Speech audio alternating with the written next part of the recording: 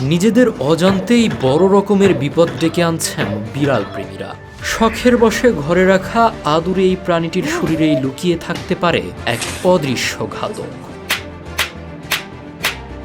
পরজীবী এই জীবাণুটির নাম টক্সোপ্লাজমা গন্ডি।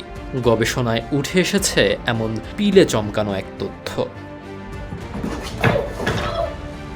স্ট্যানলি মেডিকেল রিসার্চ ইনস্টিটিউটের মতে শৈশবে বিড়ালের সংস্পর্শে থাকা শিশুদের ভবিষ্যতে সিজোফ্রেনিয়া বা বাইপোলার ডিসঅর্ডারের মতো জটিল মানসিক রোগে আক্রান্ত হওয়ার ঝুঁকি বাড়ে। মূলত বিড়ালের লালা ও মলমূত্র থেকে এই পরজীবী মানুষের স্নায়ুতন্ত্রে প্রবেশ করে সরাসরি মস্তিষ্কে প্রভাব ফেলে। তবে সব বিড়ালই সমান বিপজ্জনক নয়। বিজ্ঞানীরা বলছেন যে বিড়ালগুলো বাইরের ইঁদুর বা পাখি শিকার করে খায় তাদের মাধ্যমেই সংক্রমণের ঝুঁকি সবচেয়ে বেশি।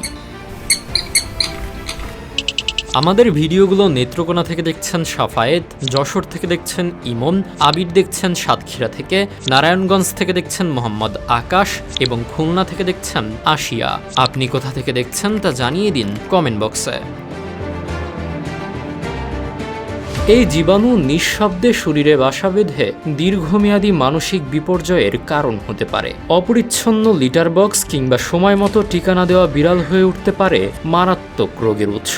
তাই শখের প্রাণীটি পালনে সতর্কতা এবং সচেতনতা জরুরি। সামান্য অবহেলায় প্রিয় বিড়ালটি যেন অজান্তেই জীবনের বড় কোনো ক্ষতির কারণ না হয়ে দাঁড়ায়।